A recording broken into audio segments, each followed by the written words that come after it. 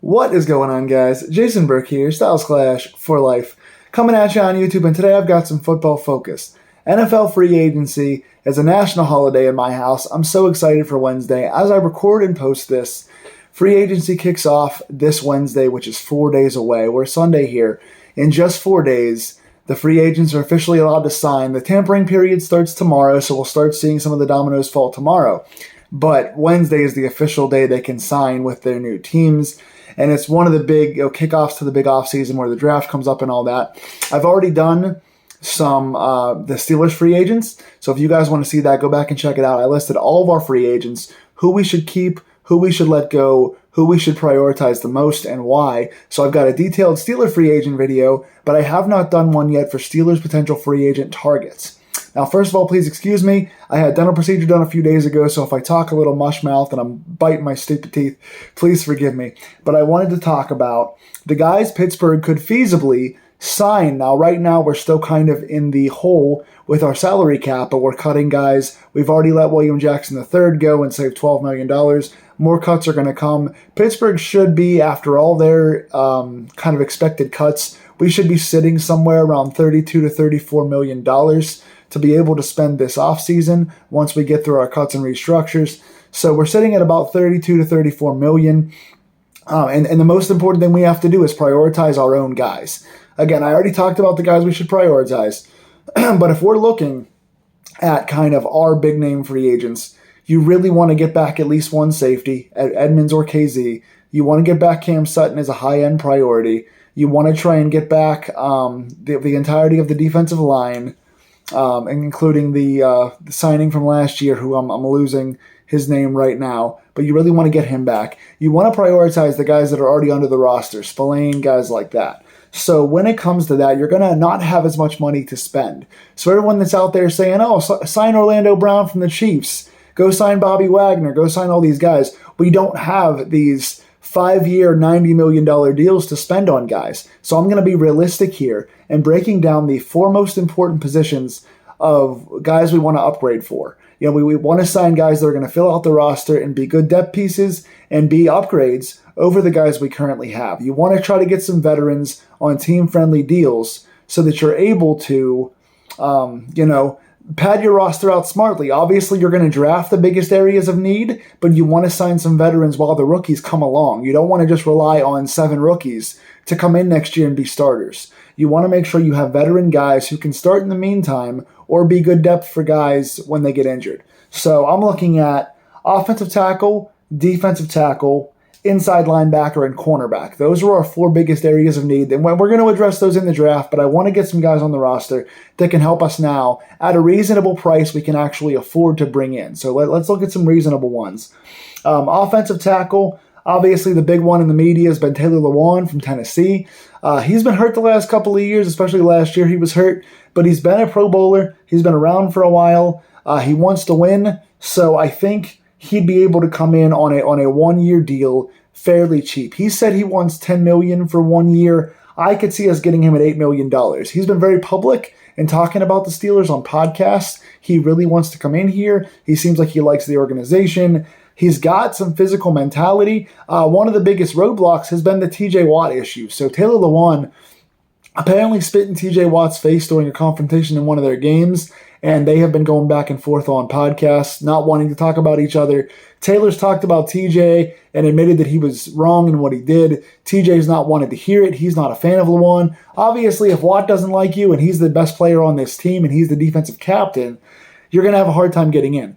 Because of that, though, I think Lewan, knowing that he's older, knowing he's been injured, knowing he's got some beef with Watt, could show us some leeway on the contract. If we can get him 1 year for $7 to $8 million, I think that's a good deal, even with the injuries. He's been a long-time Pro Bowler. He would help us at offensive tackle quite a bit.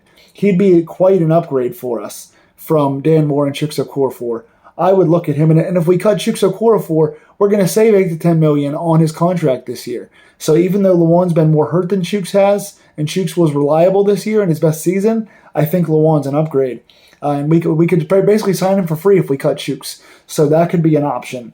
Also, Jawan Taylor from the Jags. I think he's going to be a mid-tier, kind of a good offensive tackle to sign to upgrade that position.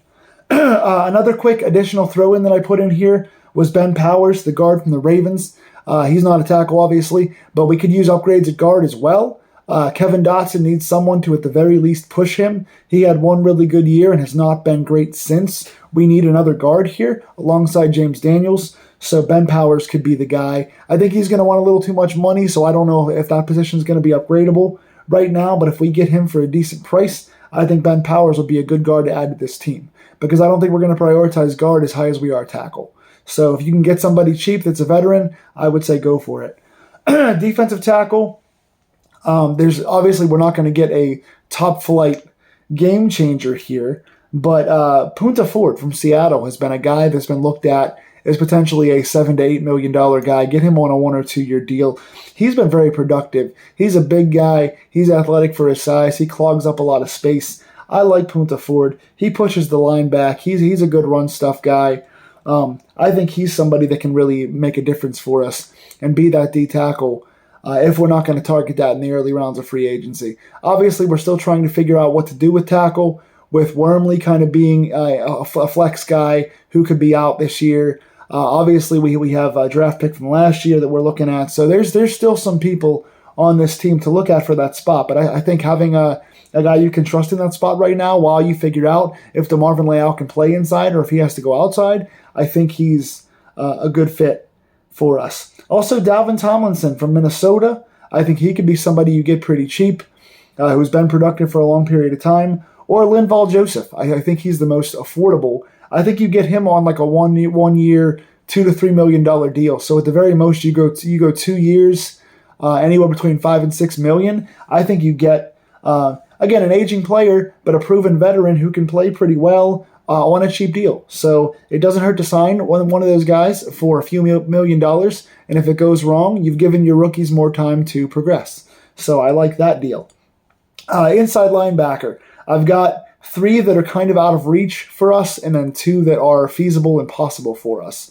Bobby Wagner obviously has been talked about. He's got a Steeler mentality. He's a fast guy. He's a good cover guy even for his age. He's a great tackler. He'd be a great Steeler fit here, but I don't think it's feasible. I don't think it's possible, even with bouncing around from different teams the last couple of years, coming off the Rams. I don't think he is affordable for us. I don't think he's going to be able to come in with our cap situation. Another one, Tremaine Edmonds. He's probably the number 1 free agent or one of the top free agents in the entire class this year. He is the best inside linebacker in this class. He's young. He's physical. I know that he fits the Steelers system, and I know that Terrell Edmonds is here. And I will say that if we are going to spend big money on one new free agent this year, if there's one guy you want to target as being your main signing that you can try to spend some money on, he's the guy you do it. If you only get one shot at a big guy, that's the guy you're going to go after. And obviously, again, home brother discount because we have Terrell. But I don't see Tremaine being affordable. He's going to take $14 to $16 million a year at least, and we don't have that to give right now. Another one is Levante David, the ex-Tampa Bay Buccaneer. He's another guy, physical, Steeler-style guy, sure tackler, good run stuffer, decent cover guy. I think he's too expensive. And also, he's getting up there in age to the point where I'm kind of like, about him, considering what he wants money-wise. So I don't think he's affordable. 2 guys in that mid-tier that I think are affordable that could be big upgrades for us and could really give more time to Mark Robinson to see what he can be. Because obviously, I think we're going to re-sign the 2 main starters we had from last year, but we're looking at kind of limited term on them. I don't know that we're going to get Miles Jack back beyond 1 year. I think we re-sign Jack for a 1-year deal, and then I think he goes. I think he's played well for us, but I think he wanted a lot of money coming in here last year and played okay. I think he was worth signing, but is he worth re-signing at that price long term? I don't know. He's coming off, a good season, but not a great season. So Robert Spillane, obviously, downhill thumper, great tackler, but is he a long-term solution at starter with his pass coverage? I don't think so. Mark Robinson so far has shown spurts of greatness, but is he going to be a long-term solution, being undersized and not being a good pass coverage guy? I don't know. He has some upside, but we're not sure yet. we need at least one more guy in here for the next couple of years to bridge that gap and see what we do at inside linebacker. Two guys I think could be those guys for us are TJ Edwards from Philadelphia and David Long from Tennessee. I could see us signing either one of those guys on a 1 to 2 year deal for no more than $6 million a year, if even that. I could see David Long being a $4 to $5 million guy, TJ Edwards being kind of a $7 million guy. Edwards to me is a much weaker version of what Tremaine Edmunds is. He's not as young, he's not as versatile, he's not as fast. But I like TJ Edwards in Philly a lot. David Long in Tennessee is another sure-handed tackler, a smart guy, knows how to run a defense in the middle. I like him here. So again, if you're going for a mid-range inside linebacker, that's what you're going to get. And cornerback is another spot I've seen people say, go for the big guys, go for some of the splash play guys. We're not going to go for a splash play cornerback, obviously. If we could trade, or if we can get a Patrick Peterson on cheap for cheap, Patrick likes to go play for winners. He's a splash play guy. I like him. Of course, he's aging and slowing down quite a bit. He is on the tail end of his career. But if we get him real cheap on a 1 year deal, he can come in and be a lesser version of what Joe Hayden has been for us over the last couple of years. I wouldn't mind getting a few turnovers off him for a 1 year deal. But if we're looking for a bit of a longer term solution, maybe a 2 to 3 year deal, I think Jonathan Jones from the Pats is probably your best mid-range option. I like Jonathan Jones. He's another guy that's pretty short-handed. He can catch. He can play the deep ball. He's got good instincts. I like him. He might cost a little bit too much for what we're looking to spend, but if we can get him on a team-friendly deal, I think he's a good fit at corner. Rock Yassin from the Raiders, I like him as a mid-range guy. He's not as sure for me. I haven't seen as much tape on him as I have some of the other corners in this free agency class, but I think for what he's offering, being a trusted starter and being kind of a mid-tier guy as far as contract, money status-wise, I like him. And then another option I want to put out there is William Jackson III. Now, yes, we just cut him, as we should have. He was due to make $12.5 million this year, coming off a full season of injury from the Browns and being traded to us for nothing. We swapped 7th-round picks to get him toward the end of last season, which was a very good deal. To bring in a 5-year starting veteran for nothing, to swap 7th-round picks, that was a very good deal. But he was injured the entire time and did not play for us. He practiced, I think, the second to last week of the season and never got on the field for us. So we've never really seen him play, and we were not going to pay him $12.5 million to come back and hope he was going to come back healthy. Coming off an injury for a previous team and then not playing for us all last year, that would have been a very stupid deal to make.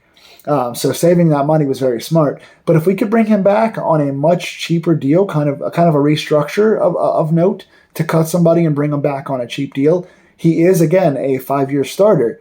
He's still fairly young in spite of his injuries. He's been an NFL long-term starter, and he's wanted to play for the Steelers. He's talked about wanting to get drafted by us and wanting to play for us for a long time. So if you can bring in a guy like him cheap, he's practiced with us a little bit. He practiced, I think, the last week or two of the season last year, so he knows the guys a little bit. He knows the system a little bit. To bring in a veteran like that on a cheap deal that wants to play here, I like it. I think he'd be a good kind of 3rd or 4th corner for us while we draft somebody else in the upcoming draft and kind of see what they have to offer. So there are some options for us.